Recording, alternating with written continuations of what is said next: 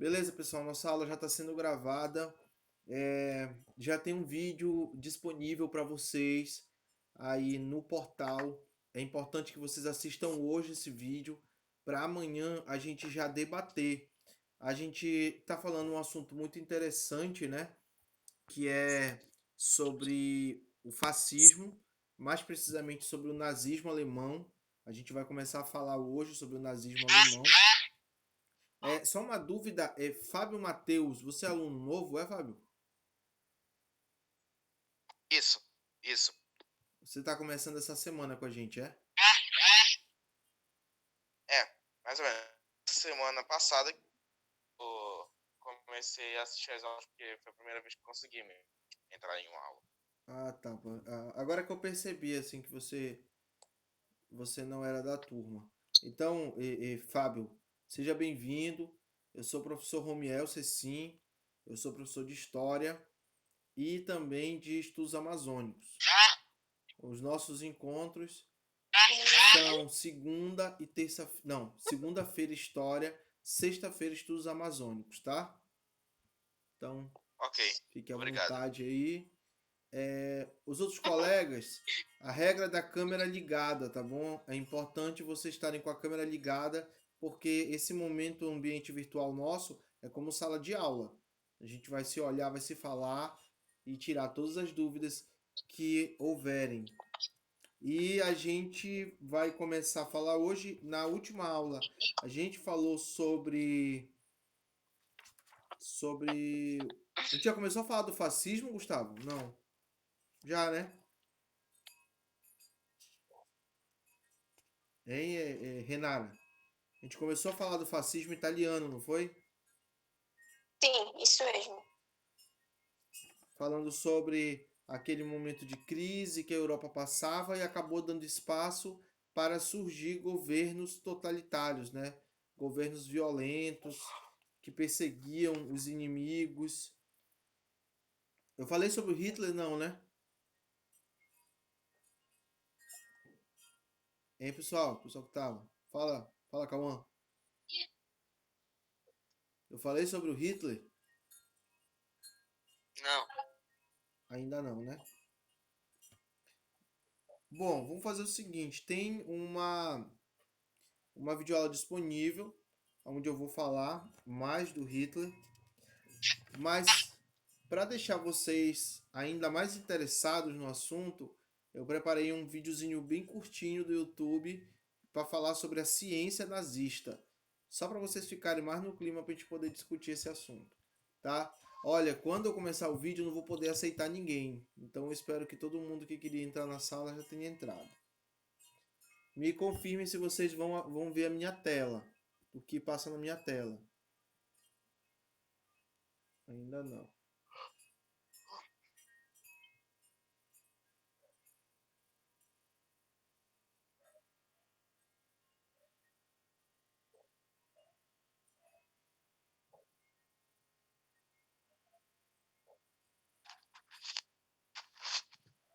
Vocês estão vendo a minha tela? Sim. Então agora acompanhem esse videozinho aqui. Que tédio! Você está no tédio? Então vem batalhar comigo! Venha jogar o maravilhoso Team Fighterix! Ciência forense. Falei que o Francis Galton havia catalogado. Vamos lá. Acho um presente.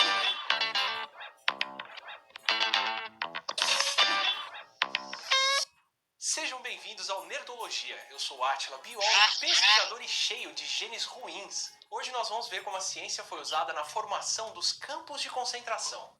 No episódio de Ciência Forense, falei que o Francis Galton havia catalogado milhares de impressões digitais, mas o motivo não era dos melhores. Galton foi um dos que resolveram aplicar a ideia de seleção natural à sociedade. Segundo eles, se a sobrevivência dos mais aptos é o que faz a natureza funcionar, quem deveria procriar e se beneficiar na sociedade também são os mais aptos, a eugenia. Assim, Galton partiu para medir tudo o que podia, para provar que o que fazia pessoas de sucesso era a herança de características como a inteligência e a decência, e não a herança de terras, dinheiro e influência. Como Siddhartha Mukherjee conta no excelente Gene, o movimento eugenista foi bem recebido por brasileiros, americanos e especialmente pelos alemães, que também se interessavam pela limpeza racial, formando o centro da ideologia nazista. Com a lei para a prevenção da hereditariedade de descendentes doentes, formaram uma corte que decidia quem seria esterilizado por ter o que entendiam como doenças hereditárias, mesmo sem evidência. Depressão, cegueira ou surdez, esquizofrenia, homossexualidade, epilepsia e outras. Pessoal, só para situar vocês, eu só estou antecipando um dos pontos que a gente vai discutir na nossa aula sobre nazismo, que é a questão da eugenia, né? A eugenia era uma ideia que foi muito forte no século XIX e na primeira metade do século XX, que era de purificar a nação. Significa você eliminar os indivíduos considerados impuros e você deixar somente procriar aquelas pessoas que são, vamos dizer assim, as pessoas melhores, fisicamente e intelectualmente. É um pensamento absurdo, é lógico que é absurdo. Todas as pessoas têm o direito à vida, independente delas terem algum defeito, alguma deficiência ou qualquer tipo de especialidade. É claro que a gente sabe disso hoje, mas o nazismo ele vai ter como uma de suas bases a pureza racial. Então eles vão chegar a matar crianças que nasciam com alguma deficiência física ou depois mental, só para você tentar manter a sociedade alemã o mais pura, entre aspas, porque não existe essa palavra nesse sentido, o mais pura possível. É uma das maiores atrocidades que o nazismo vai cometer, tá? Só situando vocês para a gente continuar o nosso vídeo. As definições foram ficando cada vez mais amplas, incluindo até jornalistas, escritores e dissidentes políticos. Logo, os judeus estavam proibidos de casar com alemães ou de ter relações com arianos. Se alguma ciência inspirou essa ideologia, em pouco tempo ela deixou de precisar de se basear na realidade. Em 1939, um casal alemão pediu permissão para matar o seu bebê que havia nascido sem visão e com membros deformados. Hitler não só deu permissão, como expandiu o programa para eliminar outras crianças. Em seguida, adolescentes e em pouco tempo adultos, especialmente judeus. Pesquisas foram inventadas para justificar o que estava acontecendo, que o Felipe já explicou. Como o médico Joseph Mengele, que realizou tantos experimentos letais buscando a base genética para as diferenças raciais, que seria conhecido como o anjo da morte. O que os alemães ignoravam é que criar uma raça pura seria o pior que poderiam fazer para o próprio futuro. Primeiro, porque muitas características desejáveis podem ser impossíveis de selecionar, porque vem da combinação de 2 ou mais genes e não de um gene puro. Inteligência e dom artístico andam junto com complicações, por exemplo. Isaac Newton, Van Gogh, Mozart, John Nash e outros intelectuais e artistas renomados tinham esquizofrenia, bipolaridade e vários outros desvios da normalidade que os nazistas buscavam. Falo desvios da normalidade porque o que consideramos um problema hoje pode não ter sido no passado ou em outro contexto. Pessoas com transtornos de déficit de atenção têm muita dificuldade para sentar e estudar, mas nômades com genes dessa mesma característica têm mais massa corporal do que outros da tribo. Para os nômades, déficit de atenção parece ser uma vantagem, algo que ainda vamos discutir como vocês já pediram. E muitas vezes uma combinação vantajosa de genes pode compensar outras desvantagens. Imagine uma população de PJs que pode herdar 2 variantes do gene de topete, ou 2 alelos, A ou B. Os PJs que herdaram de pai e de mãe os 2 alelos A mantêm o topete vermelho quando digivoluem para Pidgeot. Os PJs macho que têm 2 alelos B viram Pidgeot de topete amarelo que as fêmeas acham terrivelmente feio. Já os machos que herdaram um alelo A e um alelo B evoluem para Pidgeots com o topete vermelho e amarelo que as fêmeas adoram. Se os machos AB forem tão irresistíveis que se reproduzem mais do que os outros, por mais que seus filhotes BB continuem sempre na friendzone, os alelos B continuarão sendo perpetuados nessa população. Essa é, inclusive, uma das explicações que se dá para a homossexualidade que os nazistas tentaram eliminar. Na década de 80, se viu que entre irmãos gêmeos idênticos, mais da metade tinham o outro irmão também gay, enquanto entre os irmãos gêmeos fraternos, que compartilham o mesmo ambiente e a mesma criação, mas não necessariamente os mesmos genes, pouco mais de 1/5 dos irmãos também eram gays. Ou seja, também há um componente genético. De lá pra cá, centenas de famílias foram estudadas e descobrimos que gays herdam mais uma região do cromossomo X enviada pela mãe, bem como outras regiões. O que levanta a pergunta de como um gene desses permanece na população se os seus portadores tendem a não ter filhos e então não passar eles adiante. Mas os genes também passam pelas mulheres, que parecem ser mais férteis. Assim, mesmo que os homens tenham menos filhos, as portadoras mais do que compensam. O outro ponto é que quanto mais geneticamente iguais, mais estamos sujeitos às mesmas doenças, sem falar nos problemas genéticos. Todos temos alguns genes importantes mutados, mas os efeitos tendem a sumir quando são misturados com de outras pessoas que têm outras mutações. Mas quando uma família como os Habsburgo casa primos para manter a pureza do sangue real, as chances dos filhos receberem os mesmos defeitos genéticos são bem maiores. Por isso a casa Habsburgo de Maria Leopoldina tinha sérios problemas, como a famosa mandíbula Habsburgo, hidrocefalia e outros brindes genéticos. Uma boa noção de como seriam os Targaryen e dos problemas que os arianos teriam se fossem geneticamente puros como desejavam. Mesmo errada, a eugenia não acabou com a Segunda Guerra. Versões modernas circulam até hoje. Mas o outro extremo, a noção de que o ambiente sozinho é capaz de moldar tudo, foi o erro da ciência soviética, que veremos em um outro episódio. Sobre esse episódio, 2 recomendações o dia. E aí, o que vocês acharam? Achei legal, professor. Bem interessante esse assunto aí. Bem legal. Gostei também. Imagine como era a situação na época, né? Sim. Eu botei pra vocês. Diversidade bem famoso, né? Essa parte não é tão famosa.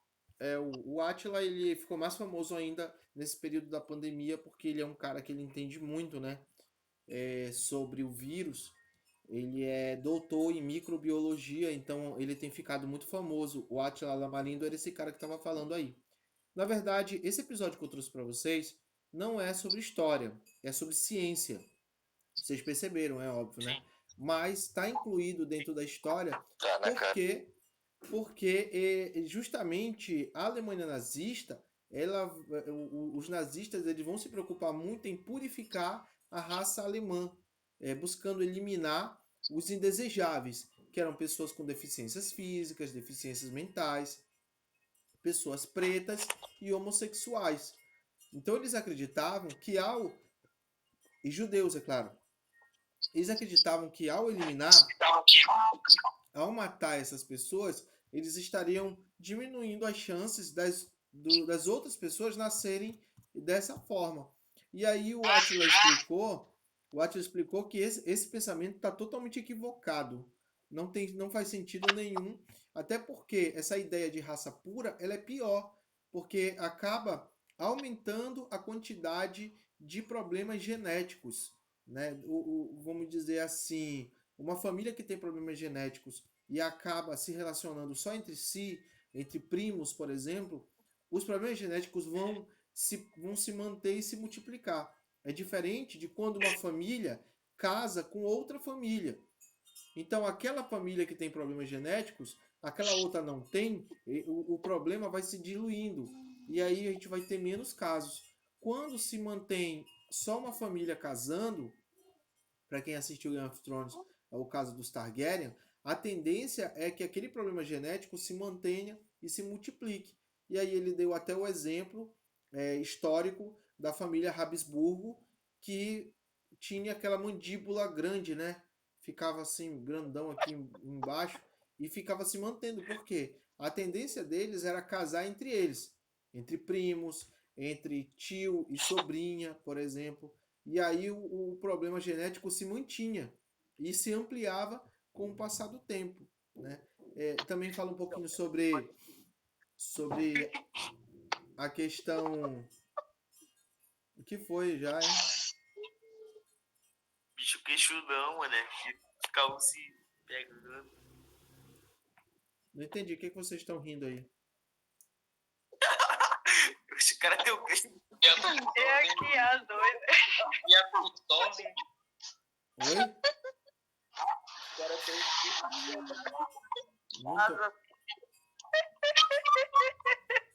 Não tô entendendo.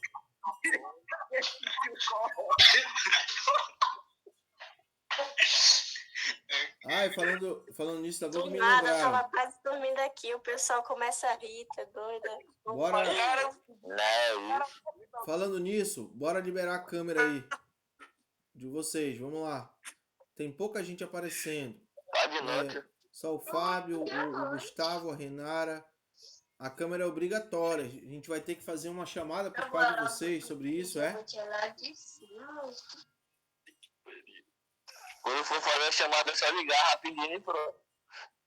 Não, tem que ficar com a câmera ligada. Eu fico com a câmera ligada o tempo todo. Briguei com ele, professor. O Vamos lá. Cauã não ligou a câmera em uma aula. Uma aula sequer. Vamos lá, Sofia, Rafael, Ele só fica ligando esse microfone dele ali. Matheus, Falando de Free Fire. Luciano, Cala a boca, Gustavo. Lucas, Duda, Jogador de Free Fire. Ana Clara, Dânila, Suede, Bruna. A Bruna não vi ela uma vez ainda, né? Nem a Suede. Essa galera não tá liberando câmera. Isso é regra da nossa aula, pessoal. Isso é sério, não é brincadeira, não. Só a Renara e o Gustavo. O Rafael agora apareceu. Pouca gente liberando sua câmera. Eu também. Que do poste. A Duda Liga a câmera. Sim, vamos lá. Eu tô ligado. A câmera dela ligada. Vamos lá. Antes de a gente falar, a gente vai voltar a falar sobre essa questão da ciência nazista mais adiante. Vamos falar um pouquinho sobre Hitler, né? Vamos falar sobre Adolf Hitler, que é o grande nome do nazismo alemão. Por enquanto, pode desligar o microfone de vocês, tá? Eu acho que Rafael tá fazendo barulho aí. Isso, beleza. Quando vocês quiserem falar, vocês liberam o microfone. Vamos falar um pouquinho sobre o Hitler, né? O Hitler, curiosamente, ele não nasceu na Alemanha, né? Apesar dele ser o grande defensor da raça pura alemã, ele não era alemão. Ele nasceu na Áustria, que era um reino vizinho da Alemanha, mas não pertencia à Alemanha. Mas, curiosamente, naquela região, a maioria das pessoas era de etnia alemã. É um pouco difícil de entender, né? Tipo, eles eram de maioria alemã, mas eles não viviam na Alemanha. Isso era algo muito, muito comum naquela época. O fato de que grupos, por exemplo, vou dar um exemplo do lado da Alemanha. Grupos alemães viviam na Áustria. Se falava alemão, tinha a cultura alemã, mas aquela região não pertencia à Alemanha, pertencia à Áustria. E foi o caso do Hitler. Ele tinha um amor muito grande pela Alemanha. Então, ele viveu na Áustria até a adolescência. E quando ele se tornou adolescente, ele se mudou para a Alemanha, aonde, com 17 anos, se inscreveu no exército, já que o mundo estava vivendo a Primeira Guerra Mundial. Lá ele se lutou pelo lado da Alemanha na Primeira Guerra Mundial. Ele foi ferido, ele levou um tiro na perna, passou um tempo parado e depois ele retorna para o combate, para a Primeira Guerra Mundial, e ele acaba recebendo gás, aqueles gases mostarda, no olho e ficou cego durante alguns dias. Aí ele se hospitalizou de novo.